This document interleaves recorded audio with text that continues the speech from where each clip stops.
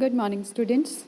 Today we are going to discuss the next property which we can use to find out the important information about the structure of a molecule. And the property we are going to discuss today is dipole moment. First of all, before reaching to dipole moment, we have to discuss some common terms. For example, the first term is, what do you mean by a covalent bond? Basically, we can see that a covalent bond is formed by equal sharing of electrons by the two atoms in between whose the bond is formed.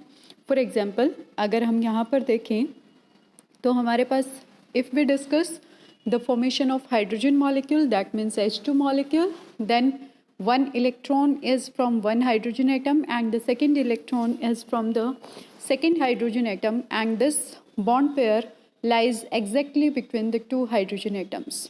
So this type of bond, which is formed by mutual sharing of electrons by the two atoms, that is known as covalent bond.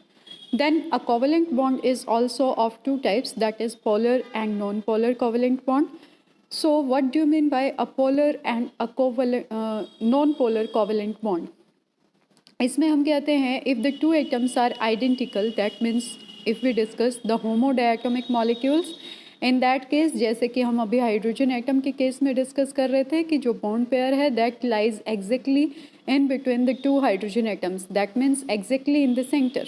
Similar is the case with chlorine molecule, that means Cl2, कि यहाँ पर भी जो bond pair है that will be exactly in the center of the two chlorine atoms.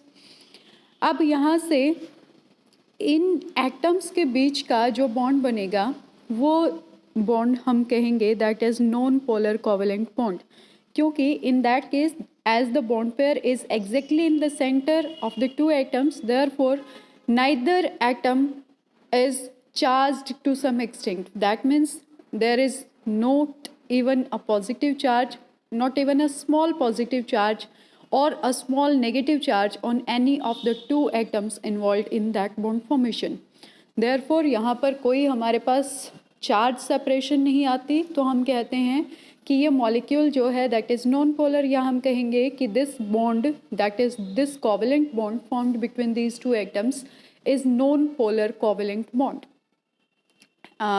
Other than that, if we discuss heterodiatomic molecule, for example, if we take the example of HCl molecule, as you can see in this figure, that HCl molecule when formed, then one electron is supplied by hydrogen atom and the second electron is supplied by the chlorine atom.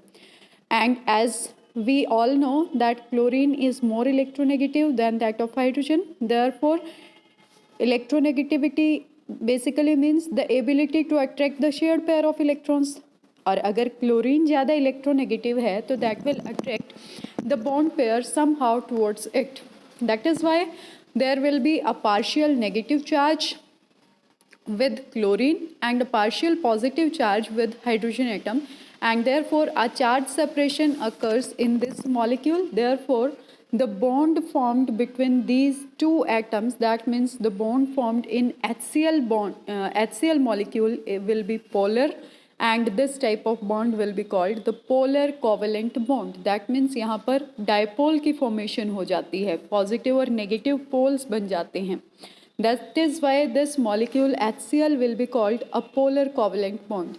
So like HCl, if there is any molecule in which there is a charge separation between the two bonded atoms, then that type of bond formed will be called a polar covalent bond. अब हमारे पास आता है dipole moment of a diatomic molecule. तो हम कहते हैं the extent of polarity, that means किसी molecule के अंदर कितनी पोलैरिटी आई है, कितना पोलराइजेशन हुआ है, that extent of polarisation of any molecule is expressed in terms of a property which is known as the dipole moment.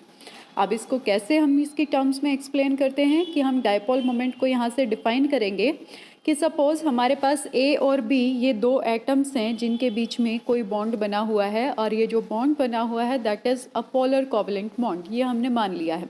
तो हम कहेंगे कि एक एटम के ऊपर स्लाइट पॉजिटिव चार्ज होगा, दूसरे एटम के ऊपर स्लाइट नेगेटिव चार्ज होगा. तो यहाँ से डायपोल्स की फॉर्मेशन होगी. तो अब इन दोनों के बीच में, क्योंकि यहाँ पर डायपोल्स बन रहे हैं, तो एक डायपोल मोमेंट भी होगी। तो अब हम इसके लिए डायपोल मोमेंट को कैसे डिफाइन करेंगे, ये आपके पास इस डेफिनेशन में है। देखिए, ये कहता है dipole moment of a polar diatomic molecule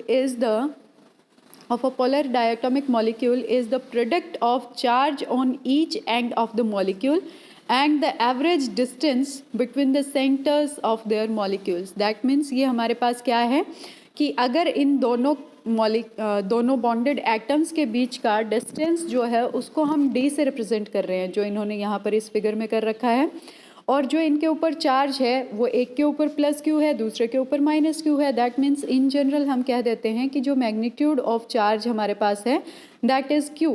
तो यहाँ से हम कहेंगे कि this dipole moment is the product of this charge and the distance of separation between the to bonded atoms, जो कि हमने यहाँ पर इस फिगर के अंदर दिखा रखा है। आप देख सकते हो कि यहाँ हमने क्या कह दिया कि this mu that is the dipole moment is equal to Q into D. That means अगर हमारे पास कोई नॉन पोलर मॉलिक्यूल होगा तो क्योंकि उसके अंदर कोई चार्ज सेपरेशन नहीं होती तो वहाँ पर क्यू की वैल्यू ज़ीरो हो जाएगी, तो इन दैट केस हमारे पास डायपोल मोमेंट भी ज़ीरो हो जाएगी। तो हम कहते हैं dipole moment for a non polar molecule will be zero. Next जो हमारे पास आता है that is units of dipole moment.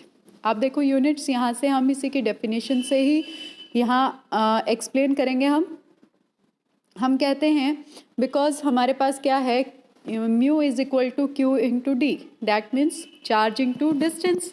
अब ये जो चार्ज है ये हम किसकी टर्म्स में ले सकते हैं, ये हम इलेक्ट्रोस्टैटिक यूनिट्स की टर्म्स में लेते हैं mostly.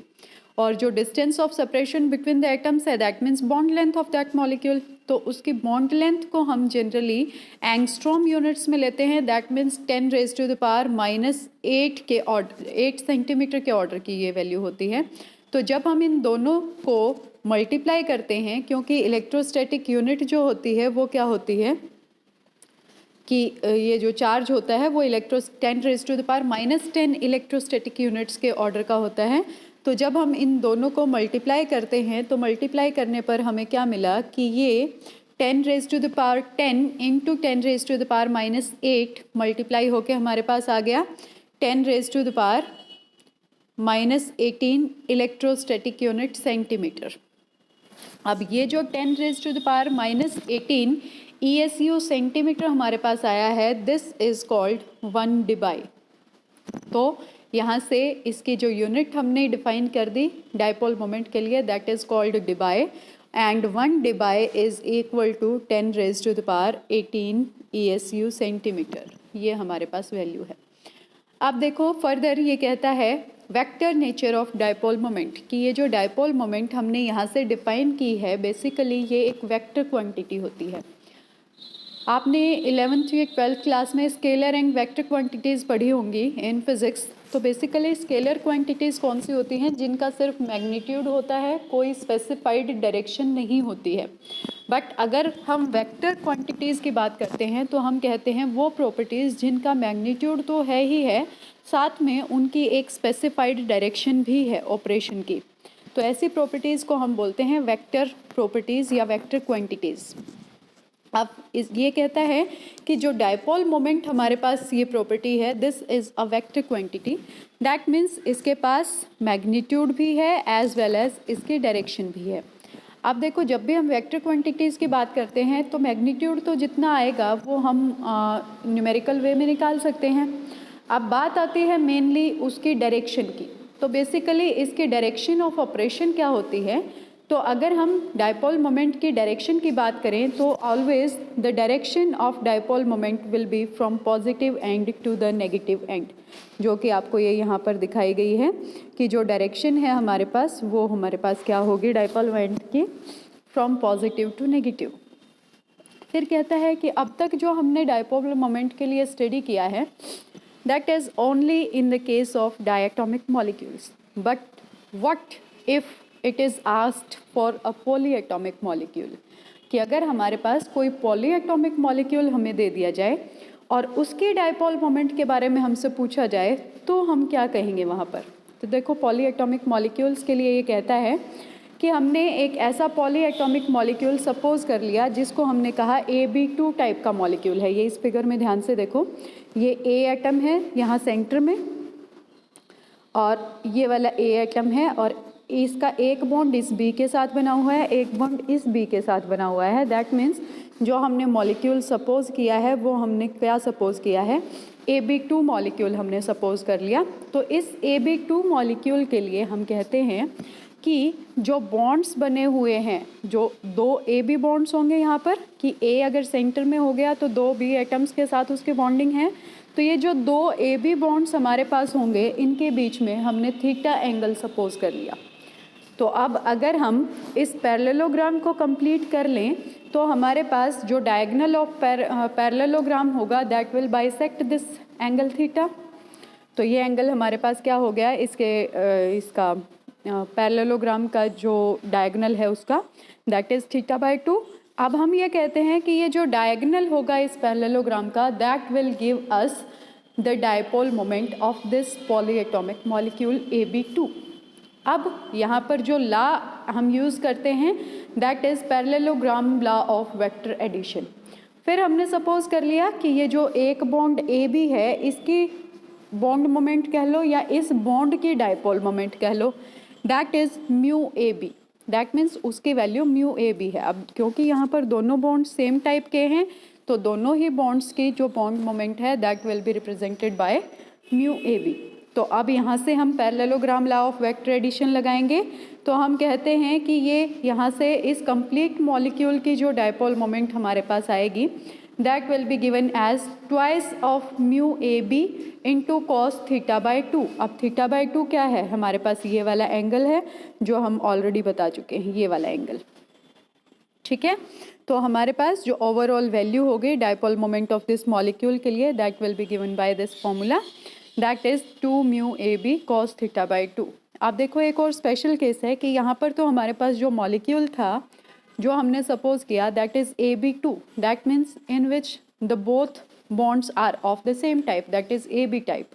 But what if the molecule is having two different types of bonds? कि जो molecule है वो ABC molecule भी तो हो सकता है। तो उस केस में हम क्या करेंगे, क्योंकि ये दोनों मोमेंट्स हमारे पास बॉन्ड मोमेंट्स जो हमने यहाँ μAB से रिप्रेजेंट कर रखे हैं वो डिफरेंट हो जाएंगे। सपोज एक को आपने μ1 से रिप्रेजेंट कर लिया, दूसरे को μ2 से रिप्रेजेंट कर लिया, तो इन दैट केस जो हम लगाएंगे इसके लिए that will be the triangle law of vector addition, और उस लॉ के अकॉर्डिंग जो हमारे पास डायपोल मोमेंट होगी वो हम देंगे इस फॉर्मूला से। ठीक है, this theta is the angle between the two bonds formed, μ1 is the bond moment along with one bond, μ2 is the bond moment along the second bond, and this will be the dipole moment of the complete molecule ABC। ये भी parallelogram law कह सकते हैं या फिर triangle law of vector addition को use करके भी जब निकालेंगे तो हमारे पास यही सेम वैल्यू आती है। तो ये हमारे पास इस डिफरेंट मॉलिक्यूल के केस में था। ये देखो बेटा, अब आपको यहाँ पर डिफरेंट इनऑर्गेनिक मॉलिक्यूल्स की और ऑर्गेनिक मॉलिक्यूल्स के लिए डायपोल मोमेंट की वैल्यू दे रखी है। ये आपके पास एक टेबल है, उनकी वैल्यू को आप जस्टिफाई कर सकते हैं इस टेबल की हेल्प से। डिफरेंट एरोमेटिक मॉलिक्यूल्स भी हैं, एलिफेटिक भी हैं और इनऑर्गेनिक मॉलिक्यूल्स भी हैं बहुत सारे। ऐसे ही जो डिफरेंट बॉन्ड्स हैं उनकी बॉन्ड मोमेंट्स यहाँ पर आपको इस टेबल में दे रखी हैं। जो यहाँ पर इनकी वैल्यूज़ दे रखी हैं वो आपको दे रखी हैं इसकी टर्म्स में, डिबाई के टर्म्स में, जो कि हमारे पास यूनिट ऑफ डायपोल मोमेंट है। अब फिर देखो, अगर आप इन डिफरेंट फंक्शनल ग्रुप्स के लिए बॉन्ड मोमेंट या ग्रुप मोमेंट ऑब्जर्व करते हो, ग्रुप मोमेंट मीन्स एक पर्टिकुलर जो फंक्शनल ग्रुप है उसके resultant dipole moment that is known age group moment. तो हम देखते हैं कि कुछ ग्रुप्स के लिए ग्रुप मोमेंट हमारे पास पॉजिटिव दी हुई है, कुछ एक के लिए नेगेटिव दे रखी है। तो बेसिकली इसका पॉजिटिव या नेगेटिव का क्या मतलब है, ये हमने एक कंपैरेटिव वैल्यू ले रखी है विद रिस्पेक्ट टू एल्काइल और एराइल रेडिकल, कि अगर हमारे पास किसी भी ग्रुप के लिए जो ग्रुप मोमेंट है वो या हम कहें कि अगर ग्रुप मोमेंट हमारे पास पॉजिटिव, ये क्या कहते हैं, नेगेटिव है, तो हम कहते हैं कि वो ज़्यादा इलेक्ट्रोनेगेटिव है देन दैट ऑफ एल्काइल और एराइल ग्रुप, और अगर उसकी वैल्यू पॉजिटिव है तो हम कहते हैं कि वो लेस इलेक्ट्रोनेगेटिव है देन दैट ऑफ एल्काइल और एराइल ग्रुप। तो बेसिकली यहाँ पर हमने एल्काइल और अराइल ग्रुप को एक स्टैंडर्ड मान लिया और उनसे दूसरे ग्रुप्स की ग्रुप मोमेंट को हमने कंपेयर कर दिया।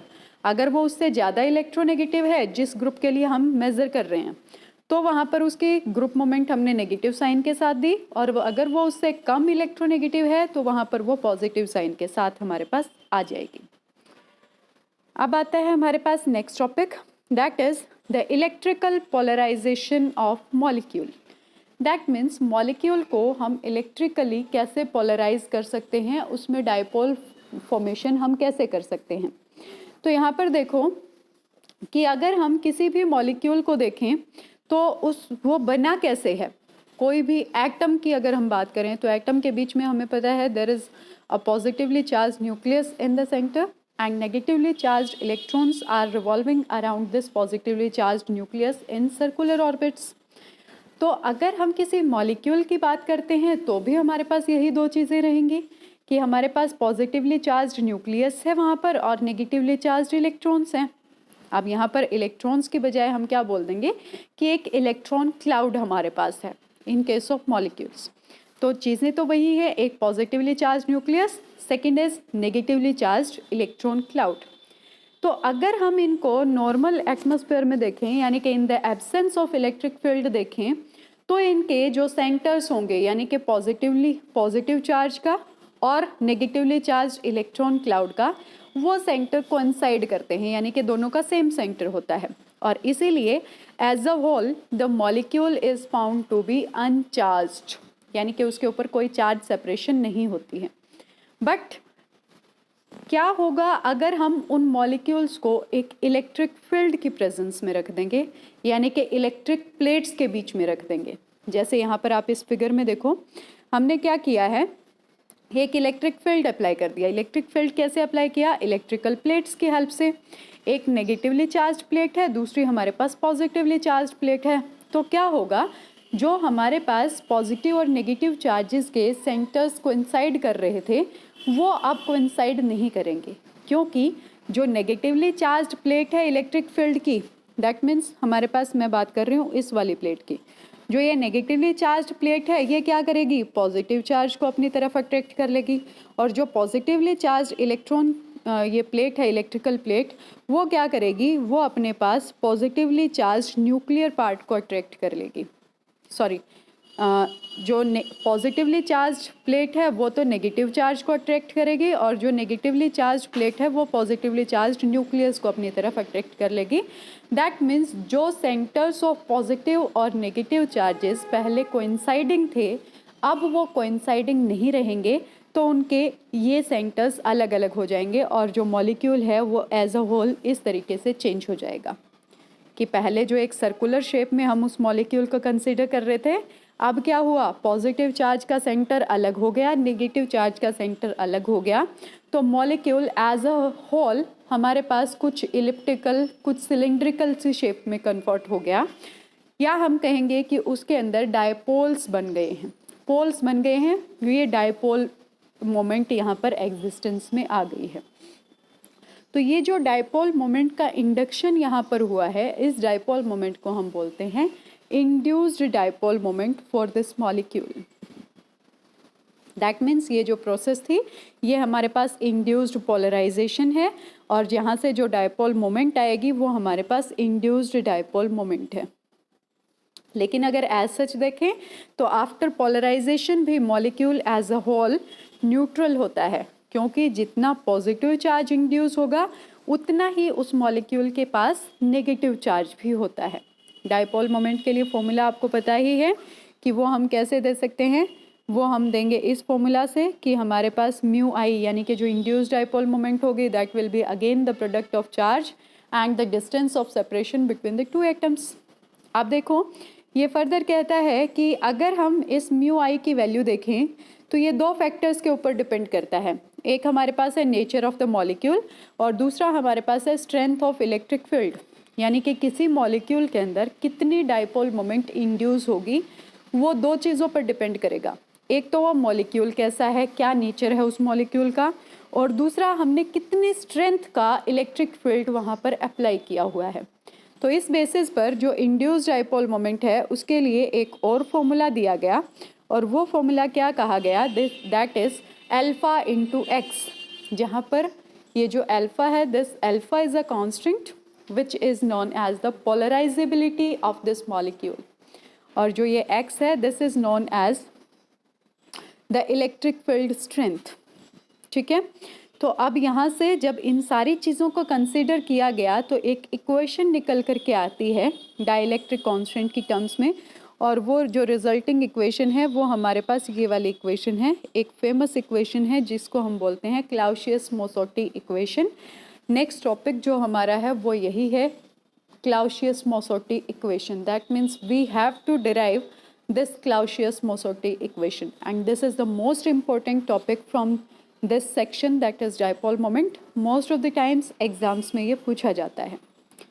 तो come to our next topic, that is Clausius-Mosotti equation. तो देखो बेटा, Clausius-Mosotti equation में सबसे पहले यही जो हमने induced polarization अभी डिस्कस किया है वही चीज़ आती है कि जब भी हम किसी मॉलिक्यूल को एक मीडियम के अंदर रखते हैं in presence of electric field, तो जो centres of positive and negative charges हैं they will not be coinciding, और जो मॉलिक्यूल्स हैं वो एज अ होल इस तरीके से हमारे पास हो जाते हैं, और रेगुलर एक अरेंजमेंट उनकी आ जाती है कि हमारे पास उनका पॉजिटिव पार्ट तो नेगेटिव प्लेट की तरफ होगा, और जो नेगेटिव पार्ट होगा उन मॉलिक्यूल्स का वो सबका पॉजिटिव प्लेट की तरफ ही होगा।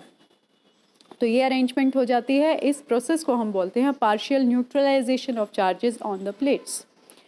अब देखो ये इसमें क्या कहता है, ये कहता है कि सपोज जो हमने इलेक्ट्रोस्टैटिक प्लेट यहाँ पर इन इलेक्ट्रोस्टैटिक फोर्स या फील्ड इन दोनों इलेक्ट्रिकल प्लेट्स के ऊपर हमने लगाया है, उसकी स्ट्रेंथ हमने मान ली ई नोट। फिर इसने कहा कि if a non polar medium is placed between the plates, कि इन दोनों प्लेट्स के बीच में जो मीडियम है वो नॉन पोलर हमने रखा है, तो इलेक्ट्रिक फील्ड जो होगा that will be reduced to E, कि ये जो इलेक्ट्रिक फील्ड जितना हमने ई नोट लगाया है, क्योंकि इनके बीच का जो मीडियम है इन दोनों प्लेट्स के बीच का वो नॉन पोलर नेचर का है, तो वो क्या करेगा, वो नॉन पोलर मीडियम इस इलेक्ट्रिक फील्ड स्ट्रेंथ को रिड्यूस कर देगा बाय सम अमाउंट, क्योंकि यहाँ पर जो इंड्यूस्ड डाइपोल मोमेंट आएगी उस डाइलेक्ट्रिक्स के बीच में वो अपोजिट डायरेक्शन में एक्ट करती है to the applied field. That is why हमारे पास जो magnitude of applied electric field है वो रिड्यूस हो जाता है टू सम अमाउंट, और वो रिड्यूस्ड इलेक्ट्रिक फील्ड जो है उसको हमने सपोज कर लिया कि वो हमारे पास उसकी वैल्यू है ई। तो ई नोट हमारे पास है अप्लाइड इलेक्ट्रिक फील्ड, प्लेट्स के बीच में हमने नॉन पोलर मीडियम रखा, वो क्या करेगा, उस नॉन पोलर मीडियम को भी पोलराइज करना पड़ेगा इस इलेक्ट्रिक फील्ड को, तो वहाँ से जो इंड्यूस्ड डाइपोल मोमेंट आएगी वो अप्लाइड फील्ड के अपोजिट डायरेक्शन में एक्ट करती है। दैट इज़ वाई जो हम एक्चुअल में इलेक्ट्रिक फील्ड ऑब्जर्व करते हैं वो स्मॉलर अमाउंट का होगा, जिसको हमने ई से रिप्रेजेंट कर दिया। तो अब यहाँ से ये जो इन दोनों इलेक्ट्रिक फील्ड्स का रेशियो होगा इसको हम बोलते हैं कि ये एक कांस्टेंट होता है, और इस कांस्टेंट को हमने बोल दिया this is the dielectric constant, जिसको हम रिलेटिव परमिटिविटी भी बोलते हैं, या फिर इसको डाइलेक्ट्रिक कांस्टेंट से रिप्लेस कर देते हैं और इसको डी से रिप्रेजेंट करते हैं। तो ये जो रेशियो है हमारे पास E naught by E, this will be called the dielectric constant D.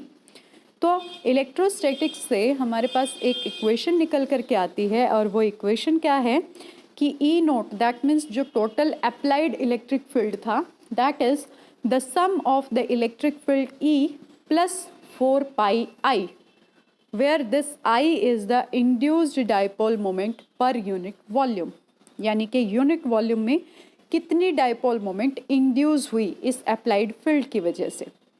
अब फर्दर ये कहता है कि यहाँ पर ये जो इंड्यूस्ड डाइपोल मोमेंट पर यूनिट वॉल्यूम है इसको हम लिख सकते हैं that is equal to mu I into N, जहाँ पर mu I is the dipole moment induced within a single molecule and N is the total number of molecules पर क्यूबिक सेंटीमीटर, यानी कि पर यूनिट वॉल्यूम। ये mu I तो हो गई एक मॉलिक्यूल के अंदर जितनी डाइपोल मोमेंट इंड्यूस हुई, और एन हो गए हमारे पास यूनिट वॉल्यूम में नंबर ऑफ मॉलिक्यूल्स। तो तो इन दोनों का प्रोडक्ट करेंगे तो हमारे पास यही आ जाएगा, इंड्यूस्ड डाइपोल मोमेंट पर यूनिट वॉल्यूम। इसलिए हमने इसको I को हम लिख सकते हैं म्यू आई इंटू एन। तो आप देखो हमने यहाँ पर क्या किया, ये जो ऊपर वाली इक्वेशन थी यानी कि कौन से वाली, ये फोर्थ इक्वेशन जिसको इन्होंने नंबर दे रखा है, ये वाली, इस इक्वेशन को हमने दोनों साइड्स को इस इक्वेशन की को E से डिवाइड कर दिया। E से डिवाइड करेंगे तो जो इसकी लेफ्ट हैंड साइड है वो बन जाएगी E नोट बाय E, और इसको हमने डिफाइन किया है that it is equal to the dielectric constant D। तो यहाँ पर इसकी जगह D आ जाएगा। बाकी जो फर्स्ट वाली टर्म है E बाय E वो 1 बन गई, और यहाँ आ गया 4 पाई I बाय E।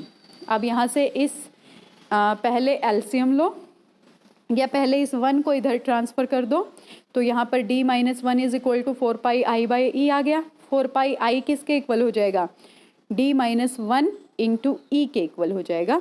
फिर ये कहता है कि जो intensity of electric field strength होगी, यानी कि जो X हमने ऊपर डिफाइन किया था, उस X को हम कैलकुलेट कर सकते हैं कि उसको हम क्या मान के कैलकुलेट कर सकते हैं कि हम मानेंगे कि एक स्फेरिकल कैविटी है हमारे पास छोटी सी, उसके अंदर हमने सपोज कर लिया कि यूनिट चार्ज प्रेजेंट है।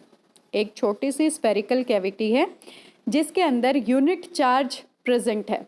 अब ये जो कैविटी है ये हमने इस तरीके से सपोज की है कि ये अगर हम साइज ऑफ मॉलिक्यूल के कंपैरिजन में देखें तो ये कैविटी बड़ी है, बट अगर हम इसको distance between the electric plates के कंपैरिजन में देखें तो ये कैविटी छोटी है। यानी कि हम इस तरीके से मान लेते हैं इसको कि सपोज़ ये हमारी अरेंजमेंट है, तो जो कैविटी है वो हमारी कुछ इस तरीके की है। सपोज़ आपने इतनी कह दी, तो अगर आप इस कैविटी को एक मॉलिक्यूल के कंपैरिजन में देखेंगे तो ये बड़ी है, बट अगर आप इसको इन दोनों प्लेट्स के बीच का जो डिस्टेंस ऑफ सेपरेशन है इसके रिगार्डिंग देखेंगे तो ये इससे स्मॉलर होगी। हमने ये इस तरीके की एक स्फेरिकल कैविटी कंसीडर की है और हमने ये मान लिया कि इस स्मॉल स्फेरिकल कैविटी के अंदर यूनिट चार्ज प्रेजेंट है। तो अब ये कहता है कि इस केस में जो इलेक्ट्रिक फील्ड इंटेंसिटी होगी वो बेसिकली 3 पार्ट्स से बनी हुई होगी, जिसमें जो पहला पार्ट है वो तो हमारे पास है field strength of the charges on the plates, यानी कि प्लेट्स के ऊपर जो चार्जेस प्रेजेंट हैं उनकी फील्ड स्ट्रेंथ क्या है, जो हमारा अप्लाइड फील्ड है वो हो जाएगा, that means E not. Second factor जिसके अंदर ये जो इस इलेक्ट्रिक फील्ड इंटेंसिटी के लिए रिस्पॉन्सिबल है, that is the charges induced on the surfaces of dielectrics in contact with the plates. अब देखो इस चीज़ को आप कैसे समझोगे। अब ये कहता है जैसे ये प्लेट्स हमारे पास हैं, मैं बात कर रही हूँ, अगर सपोज़ मैं इस वाली प्लेट की बात कर रही हूँ जो पॉजिटिव प्लेट है इलेक्ट्रिक फील्ड की, तो इस प्लेट के कांटेक्ट में हमारे पास ये मॉलिक्यूल्स हैं, ये सारे के सारे हैं। तो इन मॉलिक्यूल्स के सरफेस के ऊपर कितना चार्ज इंड्यूस हुआ, तो वो क्या होगा बेसिकली, अगर हम साइन इसका देखें तो अगर प्लेट के ऊपर पॉजिटिव चार्ज है तो इस सरफेस के ऊपर नेगेटिव चार्ज है, दैट मीन्स ये इससे अपोजिट साइन का होगा। तो इसको हमने अपोजिट साइन का था इसलिए सिंबल जो इसका लिया है दैट इज़ माइनस। तो हमने इस सिंबल को कह दिया that it is equal to -4 pi I. ये आप लोग यहाँ पर देख सकते हैं कि जो प्लेट्स के साथ कांटेक्ट में डाइलेक्ट्रिक्स हैं उनके ऊपर जितना इंड्यूस चार्ज होगा that will be given bye -4 pi I. अब बच गया थर्ड फैक्टर। तो थर्ड फैक्टर ये कहता है that is the charge induced on the surface of spherical cavity, कि जो हमने ये छोटी सी स्फेरिकल कैविटी कंसीडर की है इसके सरफेस के ऊपर कितना चार्ज इंड्यूस हुआ। अब स्फेरिकल कैविटी है इसलिए यहाँ पर 4/3 का फैक्टर हमने माना, तो हम कहते हैं कि उसके सरफेस के ऊपर 4/3 पाई आई चार्ज इंड्यूस हुआ। तो यहाँ से हम क्या कह सकते हैं कि ये जो इलेक्ट्रिक फील्ड इंटेंसिटी होगी वो इन तीनों ही टर्म्स का सम होगी and that will be given by this expression that x is equal to E naught plus 4/3 pi I minus 4 pi I. अब ये जो ई नोट था, ई नोट की वैल्यू हमने फर्स्ट इक्वेशन में क्या लिखी थी, that it is equal to E plus 4 pi I, first थी या फोर्थ इक्वेशन थी शायद वो, तो उसको नंबर 4 नाम दे रखा था, that was equal to E plus 4 pi I. तो ई नोट की वो वाली वैल्यू भी इस इक्वेशन में पुट कर दी। तो हमारे पास जो ओवरऑल यहाँ से एक्स की वैल्यू आ गई, that is E plus 4/3 pi I. अब 4 पाई आई की वैल्यू भी हमने पीछे निकाली थी कि ये जो 4 पाई आई था इसकी वैल्यू हमने कह दी थी that it is equal to d minus 1 into E, कि ये d माइनस 1 इंटू ई के इक्वल है, तो वो वैल्यू भी यहाँ पर रख दी। तो 4 पाई आई की जगह हमने क्या रखा, d माइनस 1 इंटू ई, और डिवाइडेड बाई 3 ऑलरेडी है, इसमें से पूरे में से e कॉमन निकाल दिया और एलसीएम ले दिया, तो ये वैल्यू हमारे पास आ गई d प्लस 2/3 इंटू ई। अब देखो एक इक्वेशन तो हमारे पास बेटा ये वाली हो गई, जो लास्ट इक्वेशन हमने ये निकाली है 8th, यानी कि हमारे पास क्या आया है, x की वैल्यू आ गई d प्लस 2/3 इंटू ई। एक 7th इक्वेशन देखो, यहाँ पर भी हमने x की वैल्यू निकाली है that it is equal to E plus 4/3 pi I. तो ये दोनों ही x की वैल्यूज़ हैं, इन दोनों को हम इक्वेट कर सकते हैं। जब इन दोनों को इक्वेट किया तो फाइनली हमारे पास आ गया 4/3 pi I is equal to d minus 1/3 into E. अब यहाँ ये जो i है इसको हम ऑलरेडी डिफाइन कर चुके हैं that it is equal to mu I into N, जहाँ पर mu I is the induced dipole moment for a single molecule and N is the number of molecules per unit volume. तो इन दोनों को multiply कर दिया, तो अब ये जो म्यू आई है इसको हम क्या लिख सकते हैं, that it is the product of alpha into x, where alpha is the polarizability of the molecule and x is the electric field intensity। ये भी हम ऑलरेडी डिफाइन कर चुके हैं। तो ये सारी वैल्यूज़ पुट करने के बाद अब हमारे पास यहाँ से जो आ गया वो आया है कि सॉरी कि जो d माइनस 1/3 इंटू ई था वो हमारे पास किसके इक्वल आ गया, that it is equal to alpha into d plus 2/3 into E, जो हमने ऊपर से निकाला था, इंटू एन। अब यहाँ से देखो ये जो इक्वेशन है ये फाइनली हमारे पास जो ऊपर वाली हमने डिफाइन की थी, मैं बात कर रही हूँ इस वाली इक्वेशन की, बताती हूँ अभी मैं इस वाली इक्वेशन की बात कर रही हूँ, d minus 1/3 into E is equal to 4/3 pi I. तो इस इक्वेशन को अगर हम देखें तो ये अब इस टर्म को यूज़ करके हमारे पास क्या बन जाती है, जो हमने आई की वैल्यू बता दी, आई की ये वाली वैल्यू अगर हम पुट कर दें तो हमारे पास जो फाइनल इक्वेशन आ जाती है वो आ जाती है d minus 1/d plus 2 is equal to 4/3 pi N alpha, जहाँ पर ये जो स्मॉल n है it represents the number of molecules per unit volume. तो अब देखो, अब हम कह सकते हैं कि अगर हमारे पास रो किसी सब्सटेंस की डेंसिटी हो जो हमने उन प्लेट्स के बीच में रखा हुआ है उस सब्सटेंस की, और m उसका मॉलिक्यूलर मास हो, तो m बाय रो क्या हो जाएगा, मास बाय डेंसिटी, वॉल्यूम हो जाएगी उस सब्सटेंस की, तो वॉल्यूम मेरे पास होगी मास पर m बाय रो। अब कैपिटल N, अगर हम एवोगैड्रो नंबर बोल रहे हैं तो number of molecules in unit volume हमारे पास क्या आ जाएगा, Avogadro number divided by volume, यही हो जाएगा नंबर ऑफ मॉलिक्यूल्स। तो यहाँ से नंबर ऑफ, इसको वॉल्यूम को हमने क्या कहा है, अभी अभी ऊपर बताया है, m बाय रो के इक्वल है। तो फाइनली ये जो एक्सप्रेशन बन गया हमारे पास स्मॉल n के लिए वो आ गया Avogadro number multiplied with the density of substance between the plates divided by it's molecular weight. तो अगर ये टर्म्स भी हमने यहाँ पर रख दी तो फाइनल इक्वेशन जो हमारे पास आ गई है वो हमारे पास ये वाली आ गई, d minus 1/d plus 2 into m by rho is equal to 4/3 pi N alpha, and this is the most famous equation जिसको हम बोलते हैं क्लाउसियस मोसोटी इक्वेशन। इसको एक और फॉर्म में लिख सकते हैं कि ये जो यहाँ पर पोलराइजेशन है इसको भी बेसिकली हम दो तरह का पोलराइजेशन कहते हैं, कि एक इंड्यूस्ड या डिस्टॉर्शन पोलराइजेशन और दूसरा होता है orientation polarisation.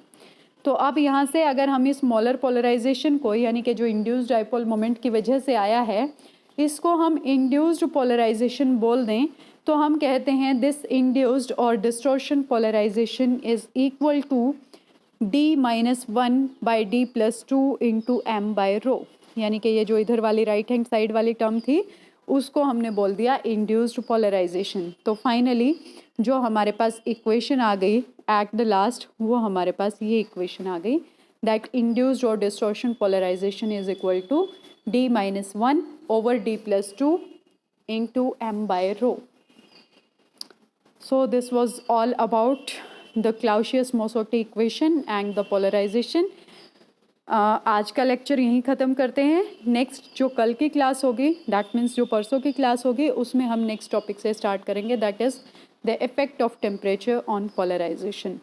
All of you have to mark your attendance in the Google form. Okay. All the best to all of you.